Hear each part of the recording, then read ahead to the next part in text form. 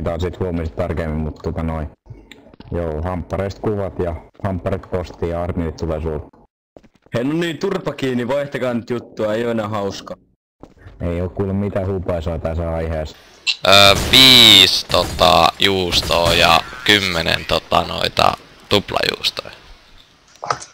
No niin, käy. Kai sä lähetät sille ne. Joo, 2 lämpöpussia ja folioa ympäri, niin pysyy varmasti lämpö.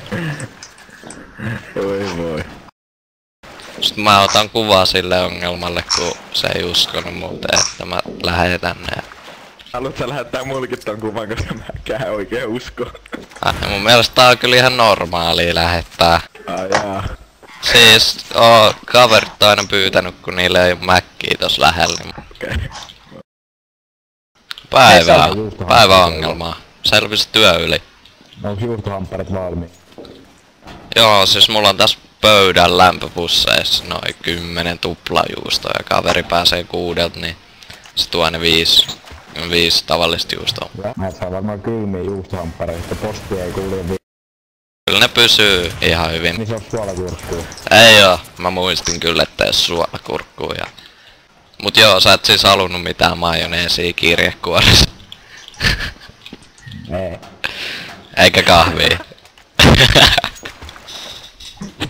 Ei kahvi. Mie voisin ottaa kahvia kirjekuoressa. Joo, ottaa syödä tossa välissä. Mä rahaa ruokaa. Eilen lähetin kaverille pikakuljetuksella 10 juustoa ja siinä oli toi piirtelet mukana. Ja tänään soitti ja sanoi, että hyvin maistuu. Kun pirteillä olis kelvannut, mutta ei voi varmaan enää ottaa. No, Joo, mä jätän se toiseen kertaan. okei. Milloin se toinen kerta? Se mut tulee nälkä. Joo, mä laitan nyt sen kuvan.